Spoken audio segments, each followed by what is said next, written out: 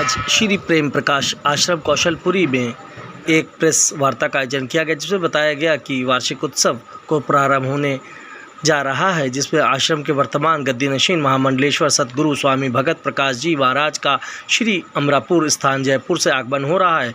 संग ही समस्त श्री प्रेम प्रकाश मंडली के अन्य संत भी शामिल रहेंगे, जिसमें आश्रम के व्यवस्थापक संत श्री भोलाराम जी के सानिध्य में भगवान श्री झूलेलाल जी के जन्मोत्सव का आनंद होगा। 1100 लोगों द्वारा महाआरती का आयोजन और संग में कन्या भोज, बच्चों द्वारा प्रतियोगिता एवं झांकी, दर्शन, भजन संगत और भंडारे का आयोजन किया जाएगा। इस उपलक्ष्य में क्या कुछ आश्रम के पदाधिकारियों ने कहा, आइए सुने। हम प्रेम प्रकाश आश्रम से संत भोलाराम, और हमारे प्रेम प्रकाश आश्रम का जो ये 1977 में बना है, उसी ही मर्यादा, उसी ही गुरु महाराज जी के गद्दीनशीन सतगुरु स्वामी भगत प्रकाश महाराज जी हमारे 29-30 मार्च यहाँ पर जयपुर से आ रहे हैं। मेन स्थान हमारा जयपुर श्री अमरापुर स्थान है, और पूरे विश्व भर में 100 से 150 स्थान है। तो गुरु महाराज जी हमारे सनातन धर्म का प्रचार करते हैं। 27-28 लखनऊ और 29-30 यहाँ पर आएंगे। यहाँ से बांदा, प्रयागराज, आगरा उनका रहेगा कार्यक्रम।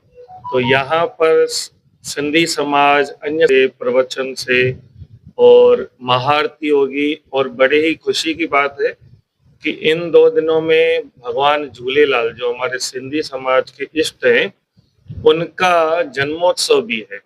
तो वो भी बड़े धूमधाम से मनाया जाएगा। 1100 लोगों द्वारा विशाल महाआरती का, जिसमें 500 जोड़े और अन्य भी 1100 हमने रखे हैं, और भी जितने भी प्रेमी भक्तजन आएंगे महाआरती में भाग लेंगे।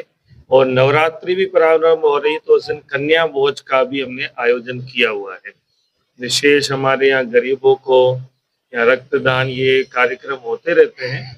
उस दिन कन्या भोज का भी कार्यक्रम है, और गुरु महाराज जी द्वारा जो हमारे प्राचीन झूलेलाल मंदिर है, वहां पर भी जाकर भजन कीर्तन होगा। और मेन सारा कार्यक्रम प्रेम प्रकाश आश्रम और द एम्बियंस जो फजलगंज में बना हुआ है, वहां पर सारा कार्यक्रम ये होने वाला है। सब पे मुख्य आकर्षण का कार्य है कि हमारे जो बच्चे हैं वो सनातन धर्म से जुड़े, और उनको भी बुलाया गया है खास। और दोनों दिन भंडारे की सेवाएं हैं, और हमारा सबसे बड़ा ये कार्य है कि हमारी सेवाएं जो हैं सारी अपने प्रेम प्रकाश आश्रम के ही प्रेमी भक्तगण करते हैं, और बाकी कोई नहीं, सब मिलके। और किसी को जुड़ना है तो वो भी जुड़ सकते हैं। राज जी का शुभ आगमन कानपुर में हो रहा है।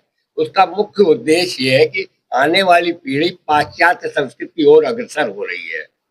अगर किसी बच्चे से कहिए 45 तो नहीं बता पाता, 45 कहिए बता पाता है, तो सनातन धर्म का असली उद्देश्य उनका ये है कि नई पीढ़ी को हमें सजग करना है।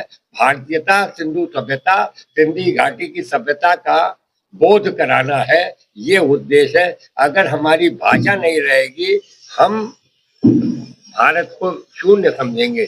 उसको जागृत करने के लिए उत्तर